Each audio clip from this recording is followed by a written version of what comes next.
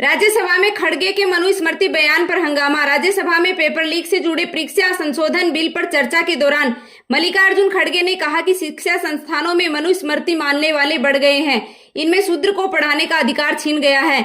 इस पर सदन में हंगामा शुरू हो गया। जेपी नड्डा ने कहा कि खड़गे का बयान तथ्यों से परे है, इससे अशांति फैल सकती है। सभापति सीपी राधाकृष्णन ने मनुस्मृति वाला बयान रिकॉर्ड से हटवा दिया। आरजेडी सांसद मनोज झा ने नए बिल को दिखावटी सुधार बताया। एनटीए को खत्म करने की मांग करते हुए कहा, इसे बंगाल की खाड़ी में फेंक दिया जाए। अब पैसों की जरूरत पड़ने पर एफडी पर लोन लें, इसे कम ब्याज पर मिलेगा कर्ज। एफडी भी नहीं तुड़वानी पड़ेगी। एफडी की वैल्यू का 90% तक आप लोन ले सकते हैं। मान लीजिए आपकी एफडी की कीमत 1 लाख रुपए है तो आपको 90,000 रुपए लोन मिल सकता है। अगर आप एफडी पर लोन लेते हैं तो आपको फिक्स्ड डिपॉजिट पर मिलने वाला ब्याज से 1-2% ज्यादा ब्याज देना होगा। जैसे मान लीजिए आपकी एफडी पर 4% ब्याज मिल रहा है तो आपको 5-6% ब्याज दर पर लोन मिल सकता है। वंदे मातरम बिल लोकसभा में भी पास। वंदे मातरम बिल राज्यसभा के बाद 30 जुलाई को लोकसभा में भी पास हो गया। इस दौरान काफी हंगामा हुआ। स्पीकर ने इसके बाद सदन की कार्यवाही दिन भर के लिए स्थगित कर दी गई। सुप्रीम कोर्ट आदेश, पेलेट गन से घायल छात्रों का इलाज कराए। सुप्रीम कोर्ट ने गुरुवार को दिल्ली सरकार को आदेश दिया कि 20 जुलाई को सीजेपी के संसद मार्च में पेलेट गन से घायल प्रदर्शनकारियों का इलाज कराया जाए। वहीं कोर्ट ने केंद्र सरकार से कहा कि जंतर मंतर पर प्रदर्शन के दौरान तैनात आरएएफ के हथियारों और गोला बारूद के इस्तेमाल का पूरा रिकॉर्ड सुरक्षित रखा जाए। दिल्ली सरकार ने गुरुवार को कहा कि सीजेपी के प्रदर्शनकारियों के खिलाफ कोई कानूनी कार्यवाही नहीं की जाएगी। पुलिस ने प्रदर्शन को लेकर के 13 एफआईआर दर्ज की थी। जिन लोगों को गिरफ्तार या हिरासत में लिया गया था उन्हें जल्द ही रिहा कर दिया जाएगा। हालांकि सरकार ने कहा कि जिन लोगों का क्रिमिनल रिकॉर्ड है उनके खिलाफ कानूनी कार्रवाई जारी रहेगी। भारत सीमा के पास चीन की सैन्य गतिविधि तेज। सैटेलाइट की ली गई नई तस्वीरों में दावा किया गया है कि चीन ने भारत चीन स्वास्थ्य नियंत्रण रेखा के पास अपने 2 अहम एयरबेस का सबसे आधुनिक J-20 स्टील्थ फाइबर जेट तैनात किए हैं। शिनजियांग के होतान एयरबेस पर 8 और तिब्बत के डामसुंग एयरबेस पर 4 यानी कि कुल 12 J-20 विमान मौजूद हैं। न्यूयॉर्क टाइम्स ने पाकिस्तान के कब्जे वाले कश्मीर को पाकिस्तानी कश्मीर बताया।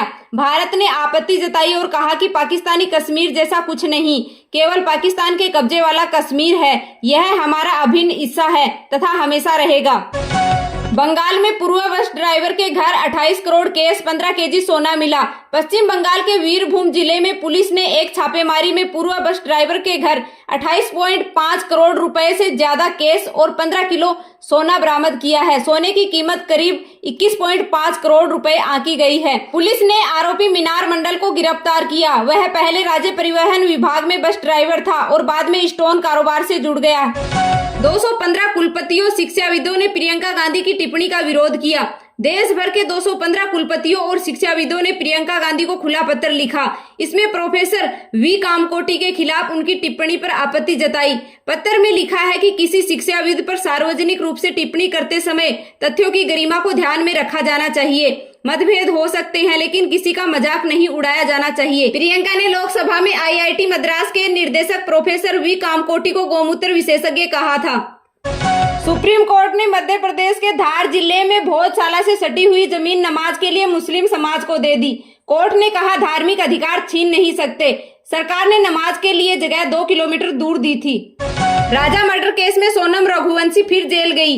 इंदौर के राजा रघुवंशी हत्याकांड में मुख्य आरोपी सोनम रघुवंशी ने मेघालय के शिलोंग कोर्ट में सरेंडर कर दिया। उसे जेल भेज दिया गया। सुप्रीम कोर्ट ने कहा तकनीकी खामी के आधार पर जमानत देना सही नहीं। एमपी, गुजरात, यूपी, बिहार समेत 16 राज्यों में भारी बारिश का अलर्ट। देश भर में तेज बारिश का दौर जारी है। मध्य प्रदेश, गुजरात, उत्तर प्रदेश, बिहार समेत 16 राज्यों में भारी बारिश हो रही है। मध्य प्रदेश, मठवाड़ा, विदर्भ, तेलंगाना में रेड अलर्ट है। उत्तराखंड में रुद्रप्रयाग गौरीकुंड के पास लैंड स्लाइड होने से केदारनाथ यात्रा लगातार तीसरे दिन बंद है। इसके बाद कई घरों में मलबा घुस गया। असम में बाढ़ से मरने वालों की संख्या बढ़कर के 78 हो गई और 3 लाख से ज्यादा लोग अभी भी जल भराव की समस्या से जूझ रहे हैं। नेपाल में कांवड़ यात्रा के दौरान सांप्रदायिक हिंसा। नेपाल के सुनसरी जिले में कांवड़ यात्रा के दौरान तेज आवाज में डीजे बजाने को लेकर शुरू हुए मामूली विवाद गुरुवार को बड़े सांप्रदायिक तनाव में बदल गया। हालात काबू करने के लिए पुलिस को गोली चलानी पड़ी। इस हिंसा में अब तक 2 लोगों की मौत हो चुकी जबकि कई लोग घायल हुए हैं। ईरान अमेरिका जंग में पहली बार मिस्र पर हमला। ईरान अमेरिका के बीच जारी जंग अब मिस्र तक पहुंच गई। मिस्र सरकार ने गुरुवार को बताया कि दमियाता पोर्ट पर ड्रोन से हमला हुआ, जिससे 2 गैस टैंकरों में आग लग गई। हमले का आरोप ईरान पर लगाया है। अमेरिका में इमिग्रेशन को लेकर नया बिल पेश। अमेरिकी सीनेट में एक ऐसा विधेयक पेश किया गया है जिसमें पिछले 7 साल से लगातार अमेरिका में रह रहे लोगों को ग्रीन कार्ड के लिए आवेदन करने की अनुमति देने का प्रस्ताव है। भारतीय H-1B वीजा धारकों समेत लाखों प्रवासियों को हो सकता है फायदा। रेड सी की सुरक्षा के लिए अंतर्राष्ट्रीय गठबंधन का ऐलान। सऊदी अरब ने घोषणा की कि वह रेड सी में जहाजों की सुरक्षा के लिए एक अंतर्राष्ट्रीय गठबंधन बनाएगा। 50 से ज्यादा देशों को गठबंधन में शामिल होने का न्योता भेजा है। हालांकि अभी तक उन देशों की आधिकारिक सूची जारी नहीं हुई है। इसका मकसद यमन के हुती विद्रोहियों के हमलों से जहाजों की रक्षा करना है। फिल्म रामायण का ट्रेलर रिलीज। नितेश तिवारी की फिल्म रामायण का ट्रेलर 30 जुलाई को सुबह 4:15 पर सुबह ब्रह्म मुहूर्त के अवसर पर दुनिया भर में लॉन्च किया। फिल्म का पहला पार्ट दिवाली 2026 पर रिलीज किया जाएगा।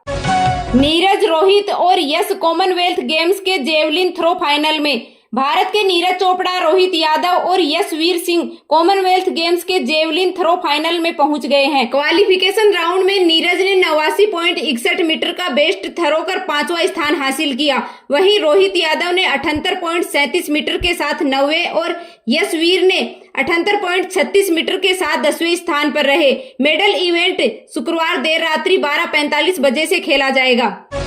भारतीय हॉकी टीम की नारंगी जर्सी पर विवाद। हॉकी वर्ल्ड कप 2026 में भारतीय टीम अब नीली जर्सी की बजाय नारंगी रंग की किट में नजर आएगी। भारतीय हॉकी टीम के पूर्व कप्तान वीरेन रासिकन्हा ने कहा कि नीले रंग की जर्सी हमारी पहचान थी। वही हॉकी इंडिया के अध्यक्ष दिलीप ट्रेके ने कहा कि मौजूदा जर्सी का रंग खिलाड़ियों की पसंद थी। हॉकी इंडिया ने 27 जुलाई को पुरुष और महिला टीमों की नई जर्सी लॉन्च की थी। रहाणे का अंतर्राष्ट्रीय क्रिकेट से संन्यास। भारतीय बल्लेबाज अजिंक्य रहाणे ने गुरुवार को इंटरनेशनल क्रिकेट से संन्यास की घोषणा की है। वे भारत के लिए 85 टेस्ट, 20 वनडे, 20 T20 मैच खेल चुके हैं। रहाणे ने इंस्टाग्राम पर एक वीडियो जारी कर यह जानकारी दी। उन्होंने कहा कि अब आगे बढ़ने का यही सही समय है। सरकार ने माना E20 पेट्रोल से BS3 गाड़ियों को नुकसान। राज्यसभा में गडकरी बोले, कुछ रबर पार्ट्स बदलने पड़ सकते हैं, इंजन बदलने की जरूरत नहीं।